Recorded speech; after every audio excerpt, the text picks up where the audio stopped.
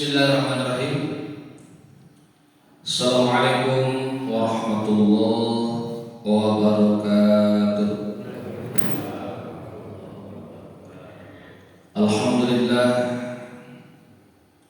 nahmaduhu wa nasta'inuhu wa nastaghfiruh wa na'udzu billahi min shururi anfusina wa min sayyiati a'malina. Man yahdihillahu fala mudilla lahu wa man yudlil fala hadiya lahu. Asyhadu an la ilaha illallah wahdahu la syarika lah, wa asyhadu anna sayyidana wa nabiyyana wa maulana Muhammadan abduhu wa rasuluh la nabiyya ba'da, amma ba'd. Hadirin wa hadirat ma'asyiral muslimin wal muslimat rahimakumullah. Para bapak, para ibu jemaah pengajian di Masjid Abu Bakar yang saya hormati, puji dan syukur yang kita panjatkan kehadirat Allah Subhanahu wa taala. Alhamdulillah, beliau masih tetap memberikan kesempatan kepada kita untuk senantiasa menambah amalan ibadah. Yang mudah-mudahan dengan keistiqomahan kita mengadakan kajian ini menjadi amal soleh yang diterima oleh Allah Subhanahu wa taala. Salawat dan salam semoga senantiasa dilimpahkan dicurahkan kepada baginda alam Habibana wa Nabiyana Muhammad sallallahu alaihi wasallam, kepada keluarga, para sahabat, tabi'in, tabi'in hingga kita sekalian. Alhamdulillah, ibu, bapak, hadirin rahimakumullah, kajian kita di makalah yang di bab rubai itu sudah kemarin itu sampai di makalah 36 ya.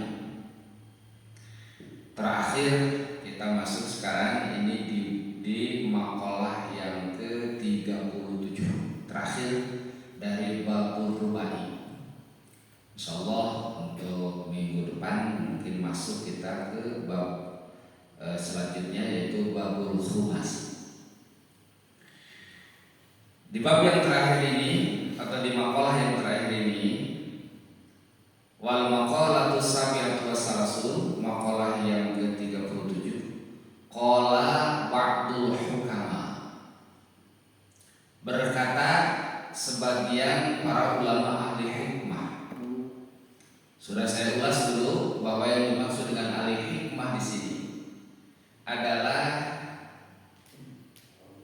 aulia, artinya para wali-walinya Allah. Ahli hikmah yang dimaksud di sini bukan ahli hikmah yang istilahnya beredar di kita. Kalau di kita ahli hikmah itu biasanya orang-orang yang ahli di bidang doa-doa khusus ya. Nah, kalau misalkan kita berobat alternatif, biasanya salah satu yang dituju itu adalah ahli hikmah. Nah, seperti itu. Nah, yang dimaksud dengan hikmah di sini adalah para aulianya Allah, wali-walinya Allah. Qala ba'dul hukama, berkata sebagian para ulama ahli hikmah. Beliau mengatakan jami'ul ibadat minal ubudiyah arba'atun. Jami'ul ibadat, seluruh ibadah, minal ubudiyah, dari ubudiyah.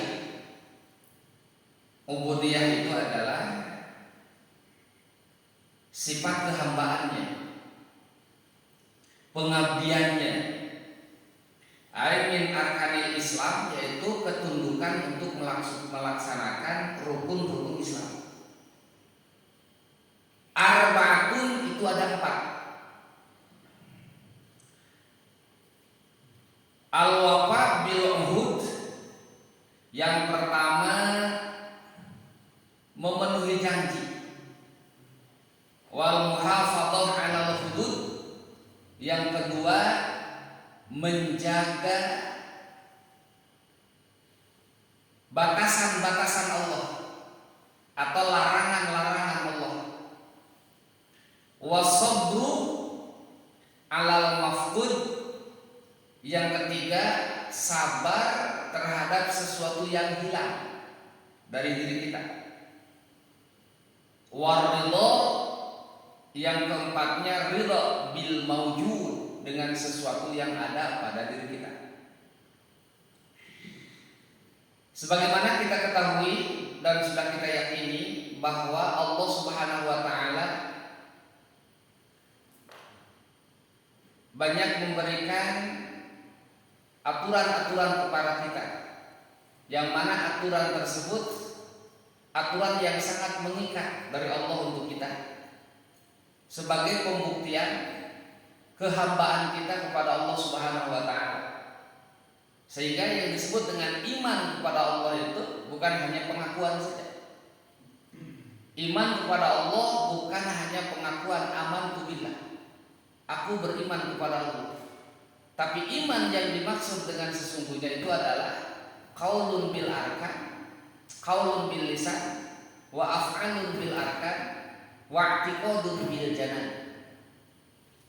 Yang dimaksud dengan iman itu adalah ikrar dengan lisan, af'al pekerjaan, ya, bil arkan dengan anggota badan, wa i'tiqadun bil janan, dan i'tiqad keyakinan di dalam hati. Nah, bentuk iman itu, ya, direalisasikan dengan pekerjaan. Ketundukan kita kepada Allah Subhanahu wa taala disebutnya ubudiyah, sifat kehambaannya. Sebab Allah Subhanahu wa taala mewajibkan kita beribadah kepadanya. Bahkan tujuan pokok kita diciptakan oleh Allah Subhanahu wa taala, kita sudah mafhum, ya, kita sudah paham bahwa tujuan utama Allah menciptakan kita itu adalah liya'budu. Wa ma khalaqtul jinna wal insa illa liya'budun. Tidaklah kami ciptakan jin dan manusia kecuali hanya untuk beribadah. Ibadah itu artinya pengabdian, ketundukan kita, ketaatan kita terhadap aturan Allah. Dan aturan Allah di dalam agama kita itu banyak. Nah, oleh para ulama ahli hikmah disimpulkan semua ibadah yang diwajibkan oleh Allah kepada kita seluruhnya, ya, apapun itu jenis ibadahnya, yang menunjukkan sifat ubudiyah itu ada 4. Yang menunjukkan bahwa kita itu betul-betul hamba, bahwa kita itu betul-betul abdinya, itu ada 4. Jami'ul ibadat minal ubudiyah arba'ah. Semua ibadah yang diwajibkan Allah yang mencerminkan kita itu adalah hambanya, begitu Pak, ya, bahwa kita itu betul-betul hambanya, itu ada 4. Yang pertama, al-wafa bil uhud, memenuhi janji. Yang dimaksud dengan memenuhi janji itu apa? Janji yang mana? Apakah ibu dan bapak pernah berjanji? Pernah berjanji? Di mana? Ya, nanti tanggal sekian. Nah, yang dimaksud dengan janji itu bukan janji-janji yang kita ungkapkan di antara kita. Yang dimaksud dengan janji ini adalah janji kita kepada Allah ketika kita di alam arwah. Iya, ketika kita di alam arwah, di alam lahut, ya, di alam keilahian, Allah menciptakan ruh semuanya, ya. Ketika Allah bermaksud menciptakan ruh sekian banyaknya, tidak ada yang tahu kecuali Allah Subhanahu wa taala berapa ruh yang diciptakan oleh Allah Subhanahu wa taala. Ketika ruh itu sudah tercipta semuanya, Allah bertanya, ya, alastu birabbikum qalu bala syahidna. Apakah aku ini bukan Tuhanmu? Semua arwah termasuk kita menjawab kita. Qalu bala. Mereka mengatakan atau semua ruh itu menjawab, bala, iya. Anta rabbi wa ana abduka. Anta rabbi wa nahnu ibaduka. Iya, betul. Engkau adalah Tuhanku dan aku hambamu. Syahidna, dan kami bersaksi. Bersaksi apa? An la ilaha illallah wa anna muhammadan rasulullah. Aku bersaksi tiada Tuhan yang wajib disembah kecuali Allah, dan Muhammad itu adalah utusanku. Sehingga Bapak, kalau yang suka talqin mayit, ya, sebelum kita meninggalkan jenazah di kubur itu, ya, ada talqin dulu. Nah, salah satu kata-katanya itu adalah ya Abdullah ibni Abdillah, uzkuril ahdan ladzi kharajta min dari dunya ila daril akhirah. Ingatlah akan janjimu terhadap Allah Subhanahu wa taala ketika engkau keluar di dunia ini menuju Allah Subhanahu wa taala. Yaitu janji yang diucapkan ketika kita di alam arwah. Tapi yang jadi masalahnya Bapak Ibu ingat boro-boro materi nung 2 minggu katukang, oke?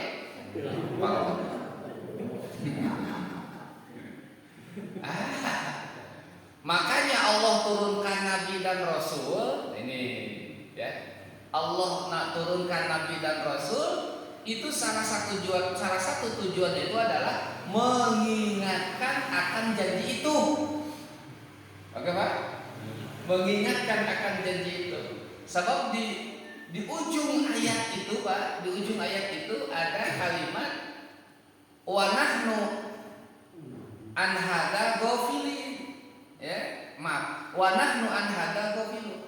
Kami tentang janji ini lupa. Nyanyi lupa, wah, Masya Allah. Ya, di alam arwah, di alam nyawa yang kemarin para boro-boro 2 minggu ya punya, saminggu oke, ya, boro-boro saminggu Pak, poe hari tak oke, balik ke imaman, nah gitulah. Aduh, sangat mudah kita itu hilang ingatan, coba ya. Aduh, Masya Allah. Biasa kan, jangan banyak mengeluh, kan kita itu manusia, al-insan.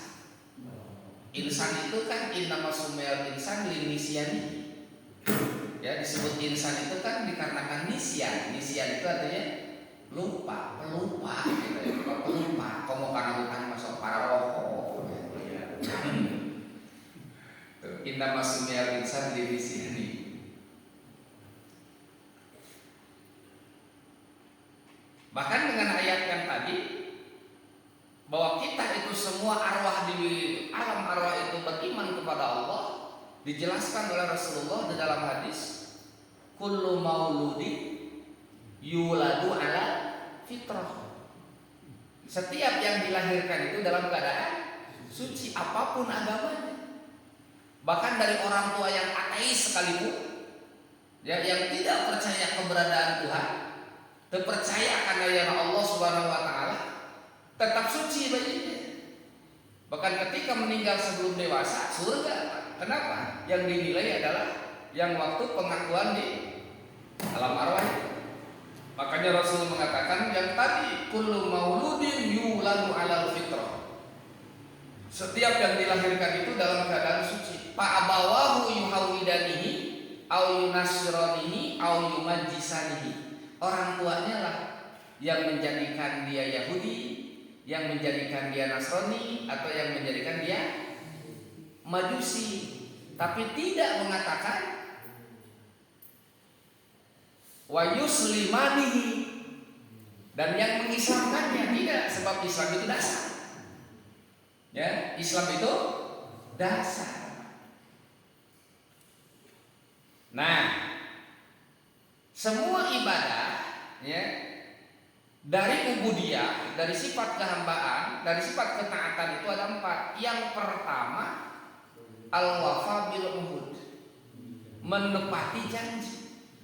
Janji untuk apa? Janji untuk mengabdi. Yang pertama itu adalah wahwa ada ufaroidillah, yaitu kita berjanji akan melaksanakan semua kewajiban-kewajiban dari Allah, semua yang dipadukan oleh Allah Subhanahu wa taala. Sehingga ketika kita sudah di dunia ini, kita melakukan kewajiban, semua yang wajib kita lakukan kepada semua kewajiban kita lakukan, maka kita sudah termasuk orang yang al-wafa bil uhud. Kita sudah menepati janji. Semua kewajiban, sesuatu yang diwajibkan oleh Allah Subhanahu wa taala. Salat yang 5 waktu, Ramadan sebentar lagi, terus zakat, terus sudah kan tadi puasa, haji, syahadat, alhamdulillah sudah duluan kita bersyahadat, syahadat, salat, zakat, puasa, zakat, haji. Itu yang pokoknya. Terus banyak lagi kewajiban-kewajiban yang harus dilakukan. Termasuk salah satunya thalabul ilmi. Oke? Salah satunya itu adalah thalabul ilmi. Cuman masalah thalabul ilmi ini kayaknya tidak semuanya mengerti paham kedudukan wajibnya mencari ilmu. Padahal sudah jelas-jelas Rasulullah mengatakan thalabul ilmi fardhah. Ya, mencari ilmu itu hukumnya wajib, fardu. Yang ketika tidak mau mencari ilmu berarti dia dosa. Ya sama Pak.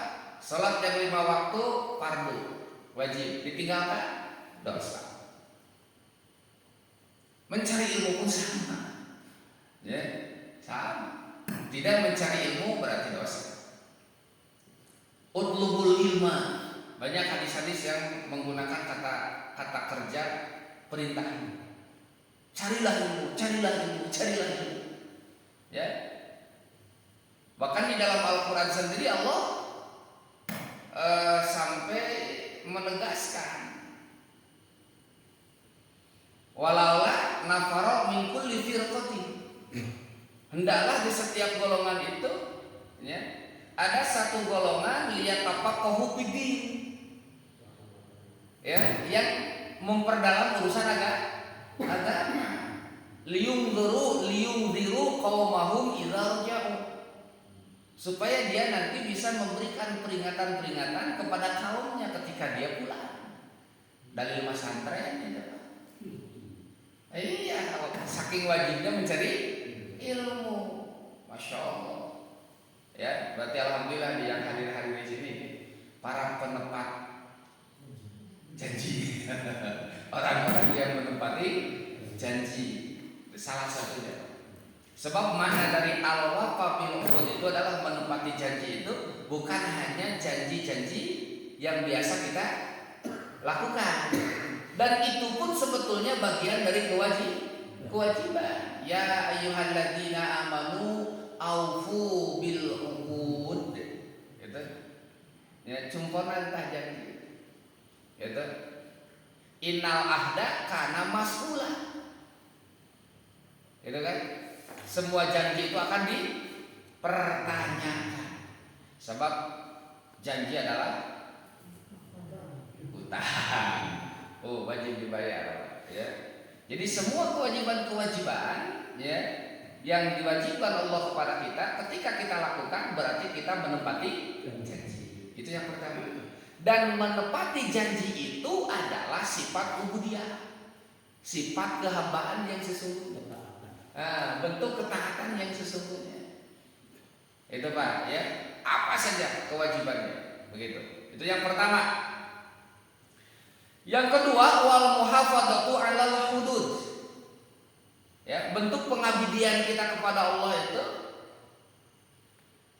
menjaga semua larangan Allah. Ya, larangan-larangan Allah itu adalah batasan-batasan yang tidak boleh dilanggar oleh kita. Sehingga disebut orang yang taat itu ketika dia mau melaksanakan kewajiban juga menjauhi larangan. Itu taat namanya. Ya. Belum sempurna ketaatan seseorang ketika kewajiban dilakukan, larangannya pun dilaksanakan. Belum kamil itu istilahnya, ya, belum sempurna. Kalau kita betul-betul ingin memiliki sifat ubudiyahnya itu, sifat kehambaannya itu, ya, maka lakukan apa yang diperintah, jauhi yang dilarang. Ketika kita sedikit demi sedikit sudah mulai menjauhkan diri atau meninggalkan hal-hal yang dilarang oleh Allah, maka betul orang tersebut itu sudah menjaga larangan Allah Subhanahu wa taala. Nah, larangan-larangan ini Ibu sekalian, ya, adalah kemaksiatan atau perbuatan dosa yang jelas, yang nyata-nyata itu adalah dosa dan dilarang oleh Allah Subhanahu wa taala. Dan insyaallah Ibu Bapak sekalian, insyaallah sudah paham mana yang dilarang oleh Allah Subhanahu wa taala, mana yang tidak boleh.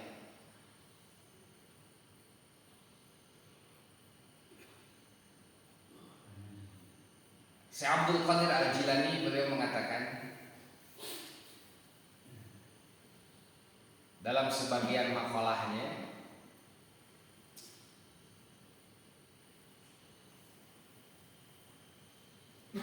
tinggalkanlah kemaksiatan walau bitarki suudzon, ya, bitarki suudzon. Tinggalkanlah kemaksiatan walaupun hanya dengan meninggalkan suudzon. Kan suudzon juga apa? Dosa. Ya ayyuhalladzina amanu ijtanibu katsiran minadh-dhanni inna ba'dadh-dhanni ismun. Wahai orang-orang yang beriman, jauhkanlah berprasangka buruk, sebab berprasangka buruk itu adalah dosa. Tuh, ya. Utrukil maksiat, tinggalkanlah kemaksiatan. Walau bitarki su'idzan, walaupun hanya dengan meninggalkan suudzon. Makani, ada makanin bahasa Indonesia namanya.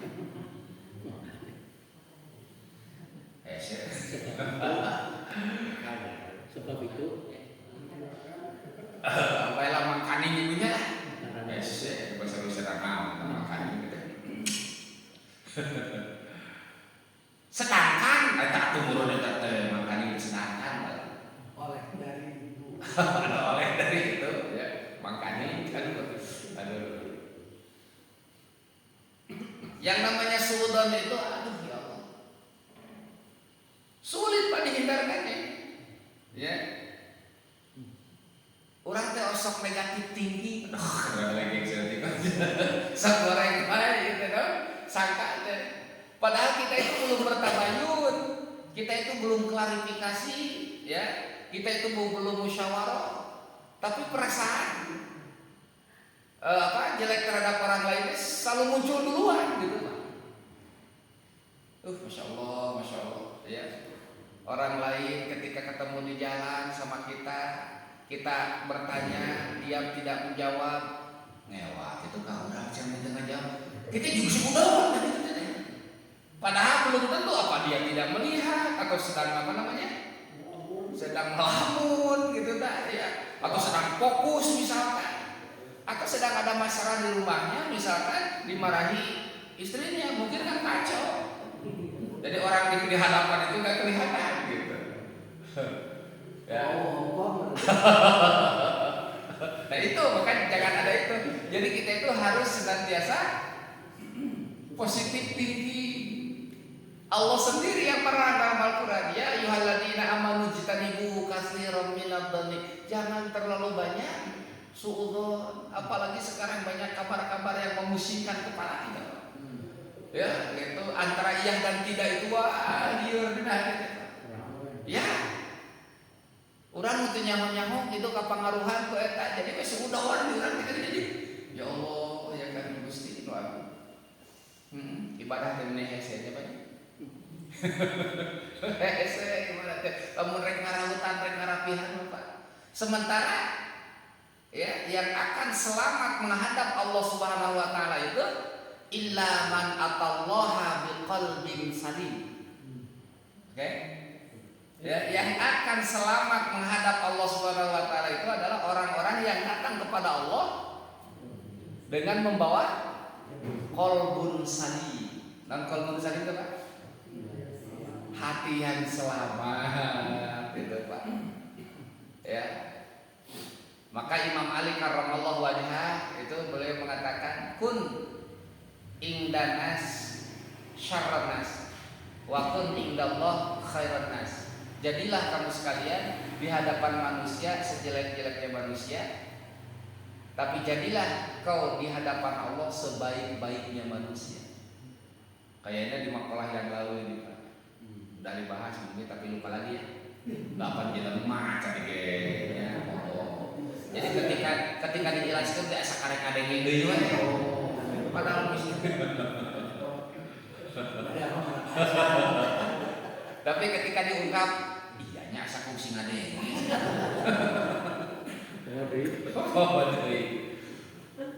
Itu kan. Jadilah di hadapan manusia itu sejelek-jeleknya manusia. Artinya apa? Menganggap diri kita itu lebih rendah daripada yang lain. Ya. Sampai Syekh Abdul Qadir Al-Jilani beliau mengatakan, ya, kita itu harus senantiasa husnudzon terhadap orang lain. Selalu berprasangka baik. Sampai beliau mengatakan, dengan siapapun kita bertemu, anggaplah dia itu lebih baik dari kita. Ketika bertemu dengan anak kecil, kita harus ada perasaan bahwa anak kecil itu lebih baik daripada kita. Kenapa? Dia belum punya dosa. Kita sudah banyak dosa. Sidik patahnya, betul kan? Mulia anak ini, mulia anak-anak, sebab dia belum ada dosa. Kita banyak dosa. Ya, ketika misalkan kita bertemu dengan orang tua, husnudzon juga, beliau lebih baik daripada kita. Kenapa? Ibadahnya lebih banyak daripada kita. Sebab umurnya juga sudah tua. Ya, model abdi yang bapak misalkan, ya, sholatnya nyala bapak masih jeung abdi segitu-gitu mau ge. Ya. Tuh, lamun teu bakal liwat mah gitu kan imah husnudzon heula husnudzon.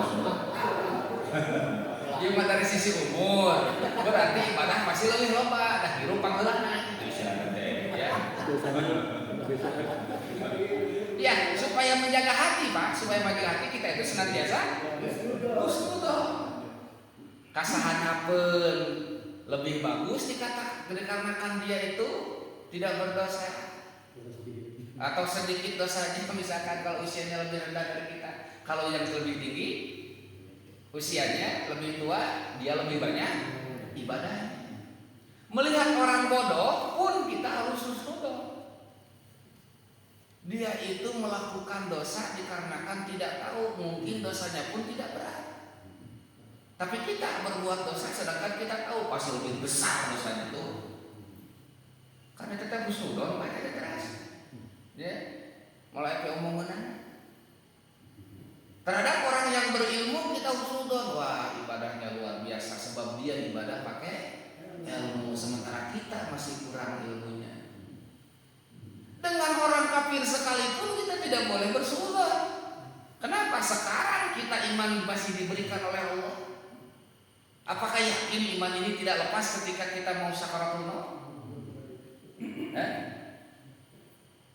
Iya, mereka sekarang tidak mendapatkan hidayah dari Allah untuk beriman kepadanya. Apa tidak menutup kemungkinan orang kafir bisa iman kepada Allah di akhir hayat? Jadi tidak ada celah sedikit pun untuk sudon.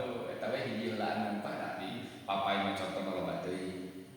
Ya, gitu yang ini sulit Pak sebetulnya Pak untuk kita melaksanakan hal ini sebab mengarahkan setan Pak, iblis mah masya Allah pinter luar biasa, memberikan pengaruh ya sampai orang teh saat pola pikir atau pola pandang kita itu selalu melenceng ya. Makanya apa yang dilakukan orang lain yang nampak di mata kita seperti itu, kita harus berhusnudon bahwa yang dilakukan oleh dia itu sebetulnya bukan itu. Tuh Pak, ribu ya misalkan. Ini ambil contoh pada DKM misalkan boncengan dengan perempuan lain yang bapak ibu tidak tahu, jangan berhusnudon. Mungkin saudaranya yang ibu bapak tidak kenal, itu tentang husnudon. Oh itu ya saudaranya gitu kan. Kalau kasih mudah orang Pak, dia baca langsung nawe ada yang bijak saja saringkuh gitu kan.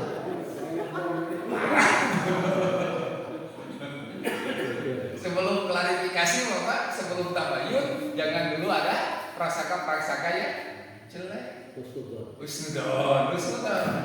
Orang yang husnudon itu akan sehat Pak insya Allah. Segar. Kenapa? Hatinya tidak ada penyakit. Tidak ada beban. Jeung kieu di Pak. Nah kudu mikiran bae batur kali gitu guys. Aya gawe mikiran di batur. Lah mun batur mikiran urang henteu. Emang itu mah orang mikiran batur mikiran urangnya itu pas ayo. Ya mah batur teu mikir-mikir ke urang lieureuna. Aduh, parah bisa. Jadi ada cerita Pak, tapi maaf. Hanya contoh saja bahwa kita itu jangan suudzon sebab tafsir daripada atau pengertian pemahaman yang dilakukan dengan yang kita tanggapi itu tidak sama. Ada dua remaja ini Pak contoh ya, dua remaja ngobrol jarak jauh bukan pakai HP ya. Seorang pemuda itu memanggil teman ceweknya dari jauh. Woi, ya. Dia itu mengacungkan tangan sebagai isyarat. Maaf. Gini Pak. Ya. Isyaratnya begini. Woi. Yang di sana si ceweknya iya kan semua benar Pak, iya teh. Pikiran teh wah. Mesum ya. Itu. Padahal ternyata ketika diklarifikasi kan malu sendiri. Ketika di sidang, kamu tadi ngajak apa kepada anak ini? Kenapa gitu Pak? Ya pakai gini-gini segala. Terus si perempuannya begini. Oh, saya ini ngajak makan cilok Pak, makan colok.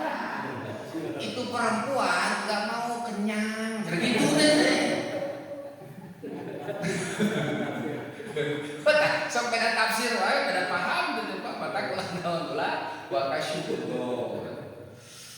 Ini nama Pak, sudah tanya. Bahkan, aduh ya Allah, saking ada kebencian atau saking tidak senangnya apapun yang dilakukan jelek aja terus. Aduh ya Allah. Ya. Ulah itu lebar hasil ibadah teh. Naon sababna loba henteu alus di mana ibadah urang teh. Ya, banyak tidak, bagus juga tidak, hancur dengan hal semacam itu. Kan sangat disayangkan, ya. Maka jagalah hati. Jagalah hati gitu. Ya, dapat pusat hati mah. Roisul jasad, roisul arkan itu adalah hati. Kata Rasulullah gimana? Ala inna fil jasad mudghah. Ingatlah, di dalam jasad kita itu ada sekerat daging, gitu kan? Ini udah populer kan di sini. idza saluha, ketika sekerat daging tersebut beres, bagus, itu saluhal jasad dulu, maka jasad semuanya akan bagus. Wa idza fasada, ketika rusak jasad sekerat daging tersebut, fasada jasad dulu, jasad pun akan rusak semuanya. Ala wahyal qalbu, ingatlah itu adalah hati. Qad aflaha man tazakka, maka sungguh bahagia orang yang senantiasa tazakka. Tazakka itu tazkiyah. Tazkiyah itu adalah membersihkan. Itu qad aflaha man tazakka atau qad aflaha man zakka. Nan kade bisa pahili imaman di pembeli. Yang qad aflaha man zakka, tidak zakka. Sok pahili antara watini jeung wal asri teh sok ajaran Bapak wanita rumah Bapak geuli teh. Illal ladina amanu wa amilus sholihat wa tawassaw bil haqqi. Baca watini kitu mah wa tawassaw bis sabr.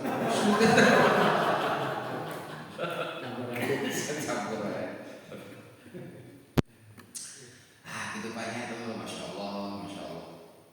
Paling berat ya. Makanya menata hati itu adalah pekerjaan yang paling berat dibanding dengan perang. Sampai Rasulullah mengatakan raja'na min jihadil asghar ila jihadil akbar.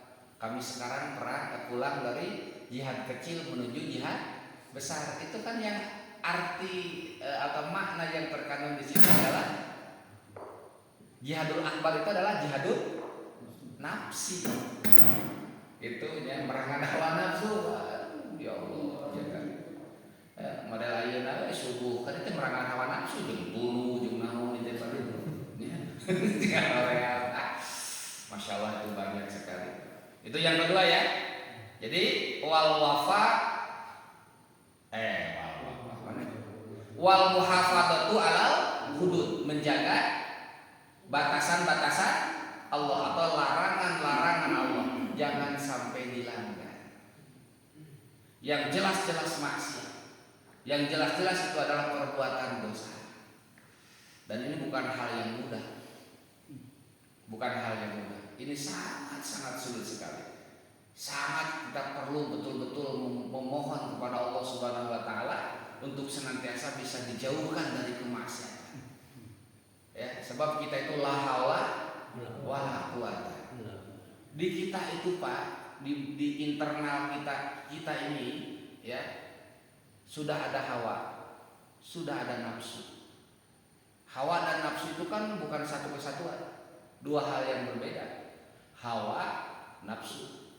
Cuman di kita itu seolah-olah itu adalah satu kan hawa nafsu itu. Padahal hawa dengan nafsu itu beda. Dua hal yang berbeda. Hawa itu keinginan. Ya, hawa itu keinginan. Nafsu itu adalah pendorong untuk berbuat kejelekan. Innan nafsa la ammaratun bisu. Sesungguhnya nafsu itu yang banyak memerintah kepada kejelekan. Jadi sudah kompak, sudah sinkron antara hawa dan nafsu. Keinginan sudah ada, terus ada yang mendorong. Eker mahaya dititah. Gitu Pak, eker mahaya dititah. Pakai tengenaheun Pak. Eker malapar diajak dahar, gitulah istilahnya. Langsung eta mah emur ketemu bau bahasa Inggris nama nurut cupu gitu teh ya.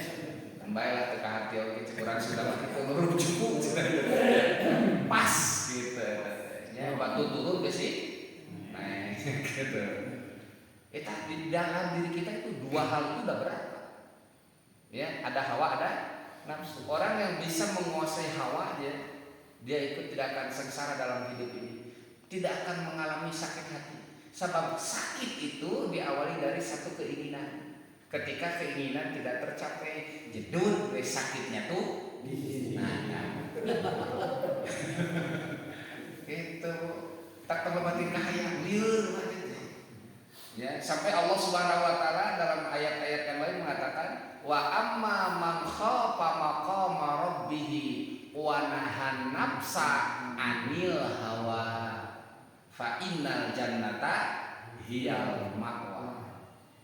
Tuh ahli surga mah Pak jalma nu di alam dunyana teu ngumbar kahayang. Artinya tidak terlalu memenuhi semua keinginan.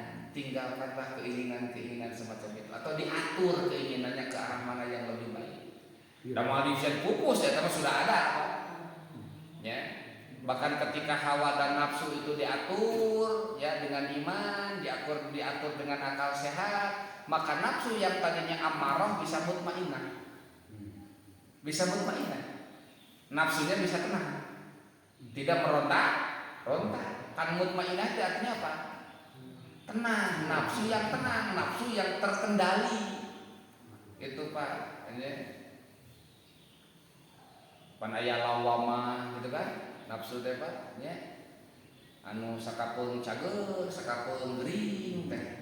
Kisebeleun keur daek-daek ibadah teh. Nepi ka boro-boro wajib sunat ge diguruyuh, da keur daek jiga wali kalakuan teh. Keur teu waras boro-boro salat sunat. Salat wajib ge ampir-ampiran teh dengung-dengung aduh ya Allah. Urang jeung batu di teh urang gitu, sok karaos gitu. Ya Allah, bismillah. Wal muhafadzah 'alal hudud. Menjaga batasan-batasan Allah. Wa huwa ijtinabu muharramatillah, yaitu menjauhi apa-apa yang diharamkan oleh Allah. Kenapa ini termasuk ubudiyah kehambaan? Sebab melakukan kewajiban terus menjauhi larangan ini sesuatu yang berat Pak. Diperlukan ketaatan yang sangat tinggi. Berat. Yang ketiga,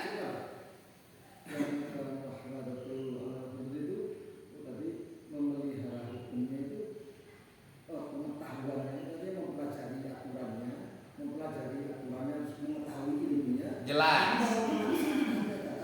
Begini Pak. Kita tidak akan terjerumus terhadap kesalahan kalau kita itu tahu kesalahan, ya Pak.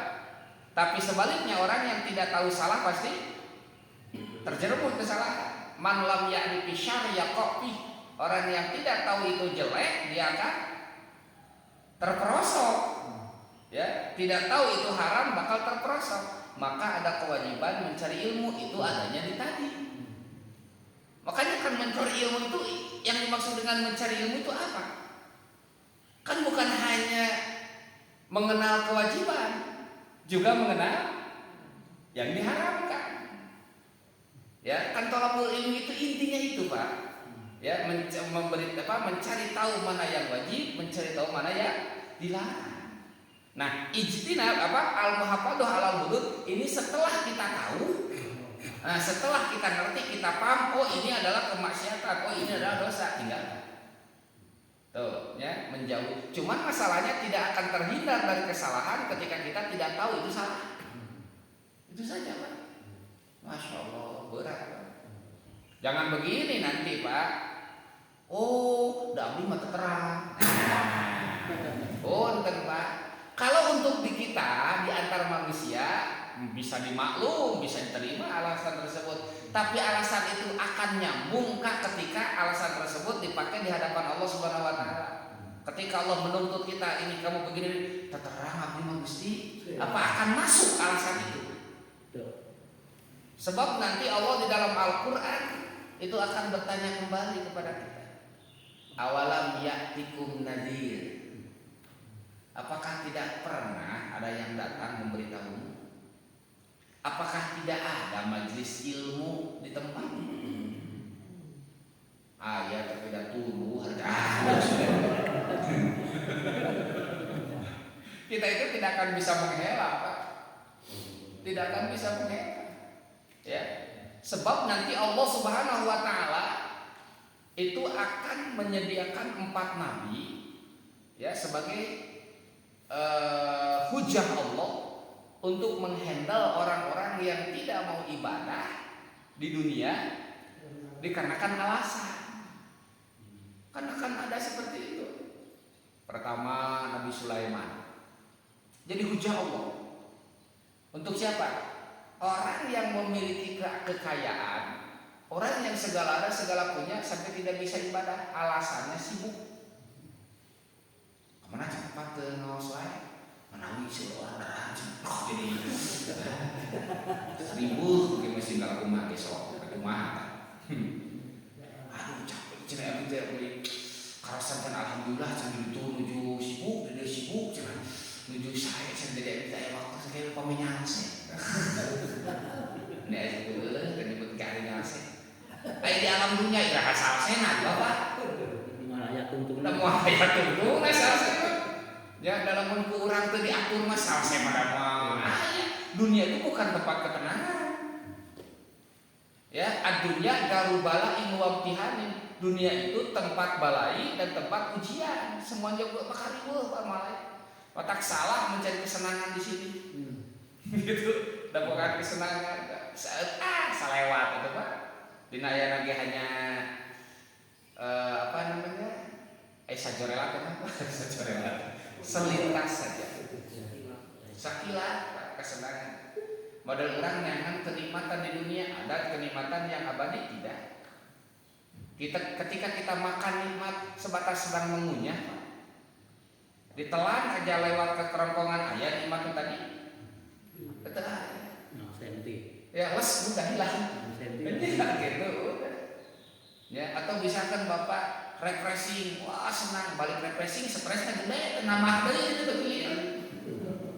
Ngomong bos menang dia mah geus mal banget. Tanya yang sesenangan teh gulubut deui. Riweuh Pak, segala keluarga ya. Apa sih kesenangan yang abadi teh aya apa raoskeun Bapak. Ya, kasih dah salahna lamun urang misalkan dengan kesenangan, keur gimana di? Iya. Repot. Yang kedua nanti Nabi Yusuf, ya akan jadi hujah Allah.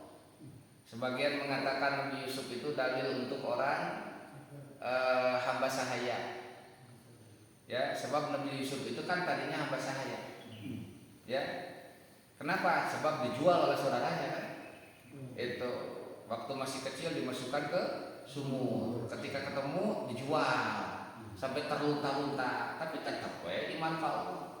Sampai masuk penjara, kena fitnah oleh Siti Zulaikha, gitu kan? Tapi dia tetap beribadah, bahkan bisa mengiman-imankan orang yang ada di penjara.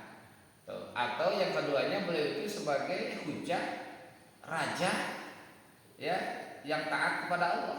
Sehingga ketika ada orang yang punya jabatan di dunia, ya dikarenakan sedang menjabat dia tidak bisa ibadah. Itu bakal dipertanyakan, kenapa kamu tidak ibadah? Repot, saya akan memimpin, saya akan mengurus. Ku Allah tentu tinggali Yusuf jadi raja amr taat ke kami, eleh dewa. Ya, model tadi, kunaon cenah ibadah sibuk cenah seurusan orderan ka tukang ieu. Cek Allah teh sakumaha sih? Kekayaan punya berapa kekayaan sampai harus lupa kepada Allah? Lihat Sulaiman. Kekayaan tidak pernah dikasihkan sebanyak ke Nabi Sulaiman. Gak ada orang yang seperti itu. Ya, hanya dari Nabi Sulaiman. Ya, yang menguasai dunia pada waktu itu. Wah, Masya Allah Pak, Nabi Sulaiman. Tapi kabalan lagi selain jelema Nabi Sulaiman. Ciri-ciri jarian yang tunduk Nabi Sulaiman. Ya, tapi kan yang sirem dia bisa ngobrol kan? Iya semua. Gitu. Tapi jangan heran Pak, jangankan kalau umat Rasulullah mah jangankan Rasulullah, umatnya juga ada yang bisa ngobrol dengan semut Pak. Obi mesak. Obi mesak kan ngobrol yang sirem. Malu aku malu.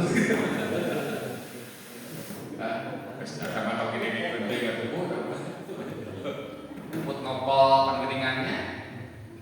Semut kecil, aku mau tanya, berarti kan ngobrol lagi di situ.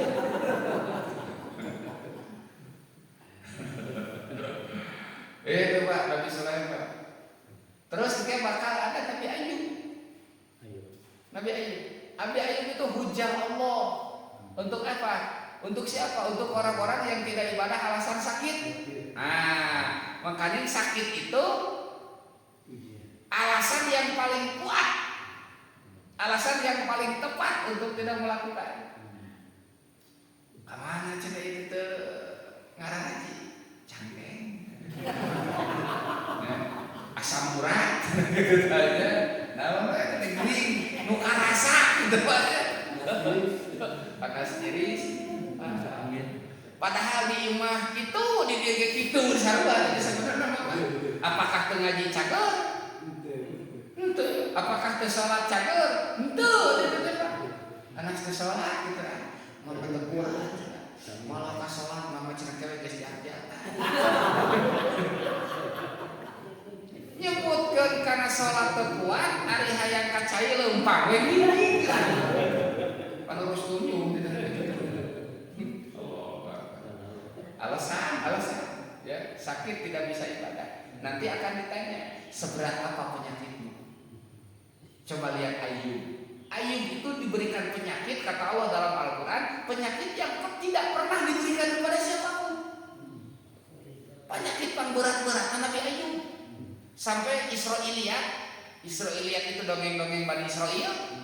Ya, Israiliyat itu sampai mengatakan bahwa tidak ada yang selamat dalam tubuh Nabi Ayub, hanya hati dan lisannya saja. Digerogoti sadayana. Mun cek kasarna mah budu ka huntu-huntu lah. Ya gitu. Tapi data mah Israiliyat, Pak. Dongeng Israiliyat eta mah kudu tepat itu dipercaya gitu. Karena Nabi Israiliyat. Ya, tapi Allah menyatakan bahwa penyakitnya itu tidak pernah diberikan kepada siapapun. Makanya nanti ditanya, nah mana itu bisa ibadah kering berat mana jeung Ayub gitu. Ayub yang begitu berat diuji dengan penyakit tidak lupa kepada Allah Subhanahu wa taala. Pan urang makarek jadi untung ya ampun. Aya we sesuatu yang sakit di diri kita turun ibadah. alasan kuat gitu Allah. Terus yang keempat nanti akan ada Nabi Isa. Nabi Isa jadi hujah Allah untuk siapa? Orang-orang yang fakir, orang-orang yang miskin, orang-orang yang sengsara di dunia tidak bisa ibadah. Alasannya boro-boro ibadah untuk mencari hidup pun sulit. Abdi mah koreh-koreh cok sanes tohoyo. Kalau orang lain mau beribadah tenang sebab dia segala ada segala punya. Saya itu repot. Gitu ya. Padahal kutu sholat, kutu ngaji da teu mata jadi beunghari. Harus sangsara. Gitu. Nah, nanti akan dibandingkan dengan Nabi Isa. Kenapa sampai tidak bisa beribadah? Alasannya saya itu tidak punya apa-apa, kehidupan habis untuk mencari nafkah. Cik sangsara mana jeung Nabi Isa. Nabi Isa itu kan tegana bumi-bumi aja. Baju itu hanya yang melekat di badan saja. Ya, bahkan Nabi Isa itu sempat nikah-nikah aja. Nabi Isa itu, ya, pan orang mah sekarang lagi cek Rasulullah miskin, man la jaujalah, lah, ya, man la jaujalah, miskin orang yang tidak punya istri, miskin orang yang tidak punya suami. Sebutannya miskin gitu. Berarti bapak geus keluarga pasangan mah teu miskin kan pokoknya. Ya kan? Ini hadis Rasulullah seperti itu. Miskin sampai 3 kali. Man la jauja atau man la jaujata. Orang yang tidak punya suami atau yang tidak punya istri maka nikahan sebab dengan nikah akan kaya. Tajawwajun nisa fa innahunna ya'tina bil ma. Nikahilah perempuan sebab perempuan itulah yang akan mendatangkan harta. Jadi kemiskinan yang ada pada manusia pada umumnya tidak akan bisa mengalahkan kemiskinan Nabi Isa alaihissalam. Tapi Nabi Isa tetap beriman kepada Allah sampai nyawanya terancam, sampai diuber-uber orang aja pada waktu tetap ibadah kepada Allah. Jadi mau alasan apa? Mau beralasan apa di hadapan Allah Subhanahu wa taala? Maka ketidaktahuan kita jangan dijadikan alasan. Ya, sebab jauh-jauh hari Allah sudah mewajibkan, Rasulullah SAW sudah memerintahkan untuk thalabul ilmi. Kenapa sampai tidak tahu? kalau dulu ada istilah jahlun atau jahil makdur, ya, jahlun makdur, artinya bodoh yang dimaafkan. Terus ada jahlun ghair makdur, ada bodoh yang tidak dimaafkan. Kalau dulu ada istilah itu, Pak. Misalkan di zaman revolusi, di zaman perang, di zaman gerombolan, itu kan masalahnya situasi dan kondisinya tidak memungkinkan untuk melakukan itu, Pak, nyawa terancam dan lain sebagainya. Atau dulu itu misalkan orang-orang yang paham terhadap agamanya juga jarang, sehingga untuk mencari ilmu itu misalkan dibutuhkan waktu dan biaya yang tidak sedikit. Sehingga orang-orang dulu itu ngaji cukup di kiai itu kan cuma ngaji Quran, gitu kan, jarang-jarang sampai penjelasan dan lain sebagainya. Untuk yang dulu mungkin dimaafkan, itu sebab situasi dan untuk sekarang gimana? Sekarang itu serba dipermudah, kiainya banyak, yang ngertinya banyak, fasilitas pun sekarang di mana-mana. Sehingga kalau bodoh untuk zaman sekarang, mohon maaf, susah kita mau dimaafkan sekarang itu. Kalau bodoh zaman sekarang itu, hampir tiap masjid ada majelis taklimnya, hampir tiap masjid. Ya, kurang naon coba ini. Yang menjadi masalah itu yang tadi, Pak. Kitanya nafsunya tidak bisa ditundukkan. Itu dua apanya? 3, wasobru alal mafqud. Termasuk ubudiyah itu, ibadah yang termasuk ubudiyah itu adalah as-sabru alal mafqud, sabar terhadap sesuatu yang hilang. Ya. Minal mahbubat, dari segala sesuatu yang dicintai, kehilangan sesuatu yang dicintai. Sabar itu bentuk kehambaan. Ya, coba naon Pak biasanya anu matak jadi hati leungit di urang, leungit harta. Ya, hilang harta pada diri kita itu kadang-kadang menyakitkan. Boro-boro jutaan, miliaran, 100.000 leungit ngadadak, da mending ingat wae teh mah kana usaha cenah duit itu sadana ayo we teh da inget-inget bari leungit di imah da geus mampu sasaha pae leungit di imah mah berusaha mah nyungkeun ka RT sejauh-jauh ya leungit di imah menyemeureun ku kakoada ya itu polisi dapur itu mereka apa saja ya, sabar terhadap sesuatu yang hilang. Ya, yang dulunya kita punya ternyata kepunyaan kita itu hilang. Sabar. Supaya untuk bisa sabar seperti itu, kita harus ingat kepada awal mula kita. Kan awalnya kita tidak punya. Terus setelah punya tidak ada lagi, kenapa harus kehilangan? Kenapa harus sakit? Itu. Nah, yang membuat sakit itu yang tadi, Pak. Kita merasa memiliki. Yang kita rasakan itu, ya, kenapa kita sakit? Sebab kita itu menganggap bahwa itu adalah hasil kita. Kita yang capek, gitu kan? Ya, kita yang repot. Setelah ada hilang sakit. Dia tidak menyadari ilmu yang ada pada dia, kemampuan yang ada pada dia. Segala sesuatu yang menjadi fasilitas dia bisa untuk itu dari siapa? Pintar dari Allah, kuat dari Allah, gitu kan? Ya, jadi pada hakikatnya kita itu tidak memiliki apa. Tuh, maka supaya kita sabar terhadap sesuatu yang hilang, jangan menganggap sesuatu itu milik siapa?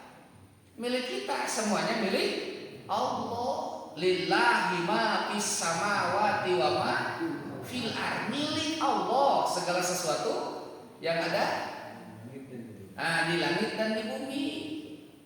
Pak, jangankan harta kita saja itu bukan milik kita, Pak. Leres gak? Sapraraoskeun ku Bapak. Kita ini bukan milik kita. Buktinya kita bukan milik kita tidak bisa mengatur diri kita sendiri, Pak. Kita tidak bisa mengendalikan diri kita. Buktinya Bapak ini karolot geuningan ini. Ya, ini menua itu berarti orang itu bisa nahan diri orang sorangan dalam orang. Iya.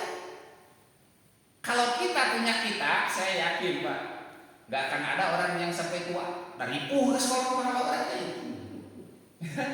Mungkin kita akan dihentikan oleh kita itu di usia emas. Gitu saja. Perempuan men-sweet 17 gitu ya. Kalau laki-laki misalkan maksimal 25 tahun misalkan, eureun sama tinya sebab keneungeunana mana. Sebab habis masa keemasan itu sekarang apa yang dirasakan? Banyak yang dikurangi oleh Allah Subhanahu wa taala. Dulu makan serba enak, sekarang itu serba dijaga. Tidak terlalu segala masuk pada enak. Apanya? Dulu goreng kacang, burung mah limu karena bumbu teh boro-boro yang goreng kacang. Nya uleh oge rada hati-hati. Nah sebab untuk nambah uleh makin ada. Geus oyah. Sok lenyepan Bapak. Kita itu juga bukan milik kita. Boro-boro barang yang ada di kita. Itu. Makanya Kiai Haji Zainul MZ itu bikin anekdotnya luar biasa, anekdot sufi ya. Beliau itu menggambarkan bahwa segala sesuatu yang ada itu adalah amanah, titipan. Maka tidak boleh mengakui titipan. Masa titipan diakui? Kan namanya juga titipan. Terus orang sombong dengan titipan, masa sombong dengan titipan? Lihat tukang parkir, gitu kan? Contoh beliau itu sederhana. Lihat tukang parkir, mobilnya banyak, motornya banyak, tapi ketika hilang satu-satu nangis tidak? Tidak nangis tuh kegerowekan, atau tuh kelongseran tuh. Kenapa? Dia tahu itu hanya titipan, gitu. Teteh heureun tapi dalam mobilnya pamangeun. Tapi dah hese itu kalau ya kalau kita tidak betul-betul menyadari ya bahwa kita itu la haula wala quwata, tidak ada daya, tidak ada kekuatan, semuanya hanya pertolongan Allah yang menjadikan kita seperti ini. Itu makanya Bapak juga ketika bisa beribadah jangan mengaku bahwa kita itu ibadah itu hasil kita, bukan. Kita bisa ibadah pun itu anugerah siapa? Allah Subhanahu wa taala. Itu Pak, ya. Orang wajib bersyukur bahwa kita dimampukan Allah untuk bisa beribadah. Tuh. Makanya ulah naon, ulah sombong kusabab orang bisa ibadah. Ijabul mar'i bi nafsihi, merasa bangga dengan dirinya bahwa kita bisa, jangan. Sebab kita bisa ibadah pun oleh siapa? Oleh Allah. Seharusnya kita bersyukur. Alhamdulillah, orang bisa ibadah.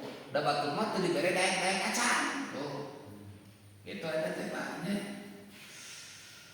Jadi as-sabru ala maf'ul, sabar terhadap sesuatu yang hilang. Terakhir waridho bil mawjud, ridho terhadap sesuatu yang ada, artinya menerima apa adanya. Ridho itu adalah qabulul qalbi, menerimanya hati.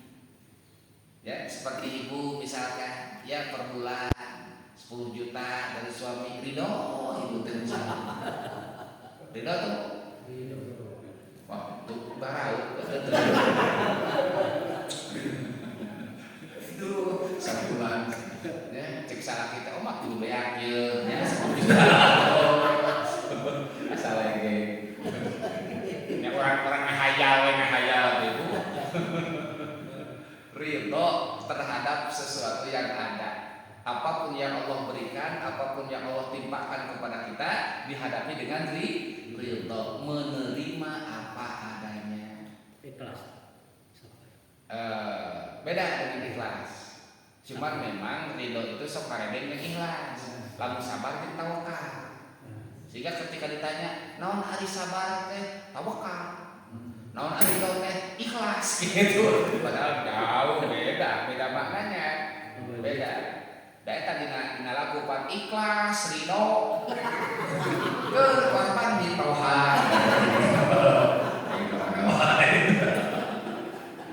Jadi ikhlas jeung ridho teh ngaremeh, teh pan disebutkeun gitu. Sabar jeung tawakal padahal jauh beda urusan. Ya, sabar hamsun nafsi. Sabar itu menahan nafsu. Tawakal sikotul qalbi ala Allah. kuatnya keyakinan kita kepada Allah, itu tawakal namanya. Kan beda dengan menahan nafsu gitu. Jadi beda sabar dengan tawakal. Cuman adanya tawakal itu setelah kita ikhtiar, itu tawakal. Ya, lakukan apa yang kita mampu, lakukan apa yang kita bisa. Setelah itu menunggu hasil keputusan dari Allah. Yakin bahwa menghasilkan malah pegawai kurang, tapi Allah sikotul qalbi ala Allah, kuat nah hate, yakin nah hate ka Gusti Allah, terutama di urusan rezeki. Yakin teu Bu Pak bahwa rezeki itu ditangtukeun ku Allah, bahwa yang mengatur rezeki itu Allah? Yakin teu? Yakin? Nah, sok kegebegan isukan atau besok misalkan ada sesuatu yang harus dibayar, uang belum ada, kan hati itu duduknya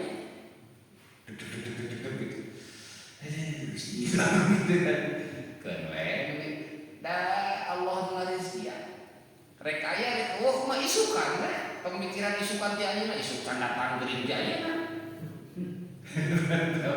Ya. Nah, ikhtiar dulu saja. Ya, simak-simak usaha. Sebab yang menentukan dapat dan tidaknya rezeki itu bukan pekerjaan kita, tetap Allah. Itu Pak. Eta sikoh namanya. Kuat nah hate bahwa rezeki itu diatur Allah. Wa ma min dabbatin fil ardi illa 'ala Allahi rizquha.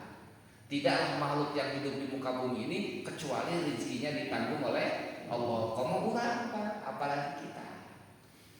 Saya dulu ingat ada syair tapi bahasa Sunda. Ya dulu waktu masih kecil. Tapi masih ingat lah. Keringat mah kita ingin semuanya. Ingat sampai ini. Usaha kadar ikhtiar, bari tartib rintih bener. Henteu kudu ripuh muber dari rezeki aya nu ngatur. Sanajan dipake senang ku ngaji bakti diselang, mun gede bagean urang moal nepi ka teu beunang. Sanajan dipake susah cul ngaji cul ibadah, mun bagean saeutik mah moal mata jadi tambah. Kata siapa? Tawakal. Jadi usaha itu ada ikhtiar saja. Itu tekudu ripuh mubar dari rezeki aya nu ngatur. Sekeras apapun kita bekerja, kalau jatah hari itu sekian, mana mahal. Walaupun santai-santai, hari-hari itu rezekinya besar, ya datang sendiri juga. Bahkan kadang-kadang Bapak Ibu dalam kehidupan sehari-hari banyak kita mendapatkan rezeki yang sama sekali kita itu tidak mengusahakannya, betul kan? Betul ya? Karena itu kan? Kernang-kering gerak. Aya nu sodako atau aya naon berarti mikir henteu, ngabayangkeun henteu gitu, bahkan teu ngimpi-ngimpi acan. Gebrok yang meunang rezeki nomplok gitu kan misalkan. Gitu. Atau bapak misalkan ibu di hothat. Apa itu di hothat? Jadi keras kita berusaha, bahkan harapan tertinggi. Ternyata bolai. Apa itu bolai? Bola itu berarti tidak jadi. Hanas kurang tegus, wah geus pendek kayak gitu. Allah tidak mengizinkan, gagal. Kau tukang usaha mah tukang bisnis mah pibabtieun geus nataran mah nepi ka penting kitu daek sare patuh hayang mulu narima bakti digedeueun ieu kitu pek teh isuk mah teh jadi begitu bisa sare teh mah stres. Ari awal nama teu bisa sare teh bunga kitu rek meunang kitu mah bisa sare teh sabar mesti. Itu tawakal, jauh Pak tawakal dengan sabar. Ikhlas itu kan membersihkan hati.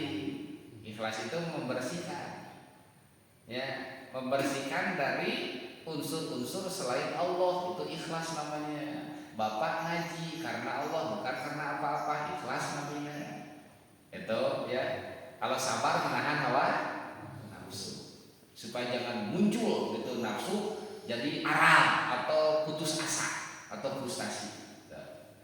Itu Pak. Jadi waridho bil maujud minal mato'im wal malabis wal masakin, baik itu makanan, pakaian atau tempat tinggal. Bisyukuri. Nah, syukuri apa ya? Ada. Hidup adalah anugerah.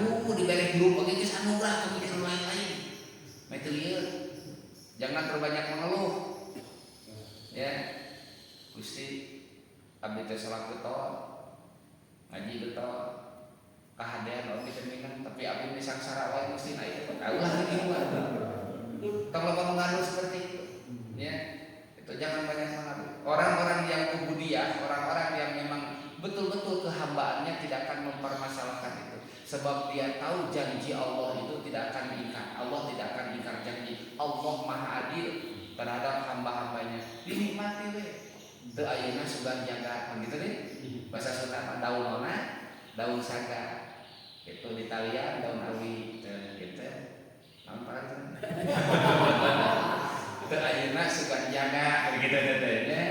Nah, urang bakal patepung deui begitu. Itu mah hanya gitu, mereka mungkin.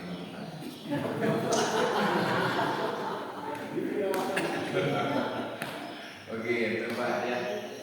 Jadi intinya semua ibadah ya yang diwajibkan oleh Allah kepada kita yang termasuk ubudiyah ya, itu 4. Ya, bukti kehambaan kita kepada Allah 4. 1, memenuhi janji yaitu dengan melaksanakan kewajiban. Wal muhafadzah 'alal hudud.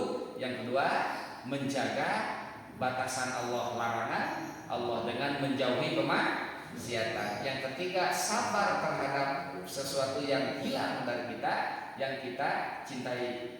Yang terakhir, ridho terhadap apa yang ada yang diberikan Allah kepada kita. Jenjeng Pak, insya Allah mau pakai dilaksanakan ya. Mudah-mudahan dipasien kegiatan Allah Subhanahu wa taala. Assalamualaikum warahmatullahi wabarakatuh. Boleh.